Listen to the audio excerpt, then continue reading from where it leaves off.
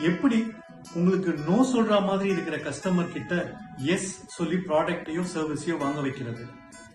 இதுக்கு பதில் value paste sales அப்படிங்கிறது தாங்க. வேல்யூ பேஸ்ட் சேல்ஸ்னா என்ன? நம்ம இன்னும் நிறைய டிஸ்கவுண்ட்ஸ் தரணுமா? இல்லைங்க. இல்ல அவங்க வாங்குற பொருள் ஒரு சர்வீஸ்க்கு நம்ம இன்னும் நிறைய ஃப்ரீபீஸ் அடிஷனல் பொருட்கள் இலவசமா தரணுமா? அதுவும் இல்லைங்க. அப்போ கஸ்டமர் உள்ள வந்தாங்கன்னா அவங்களுக்கு கதவு திறந்து விட்டு ஒரு காஃபி டீ ஆஃபர் பண்ணி அதுக்கப்புறம் நம்ம ப்ராடக்ட்ஸை சொல்றதா? இது எதுவுமே இல்லைங்க.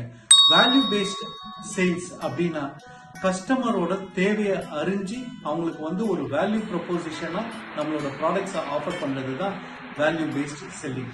இப்போ ஒரு கஸ்டமர் உங்ககிட்ட மேட்ச் பாக்ஸ் வேணும் அப்படின்னு கேட்டாருன்னா அவர்கிட்ட சில கேள்விகள் கேளுங்க. இது இன்டோர் பர்பஸ்க்கா இல்ல அவுட்டோர் ஆக்டிவிட்டிஸ்க்கு இந்த மேட்ச் பாக்ஸ் வாங்குறீங்களா? இதுக்கு முன்னாடி நீங்க யூஸ் பண்ண மேட்ச் பாக்ஸ் இந்த வேக்ஸ் பேஸ்ட் ஸ்டிக்ஸா இல்லாட்டி இந்த மரக்குச்சிங்களா? நீங்க யூஸ் பண்ற மேட்ச் ஸ்டிக்ஸ் பெரிய சைஸ்ல இருக்கணுமா இல்ல சின்ன சைஸ் மேட்ச் ஸ்டிக்ஸ் இருந்தா போதுமா?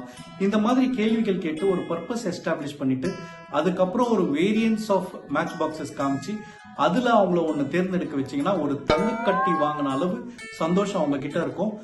They will be a repeated customer for you. Ask questions, establish purpose, give your choices. அதுக்கப்புறம் ஒரு நல்ல ப்ராடக்ட்ஸ் ஆர் சர்வீஸ் கொடுத்து அவங்கள சந்தோஷம் பண்ணுங்க.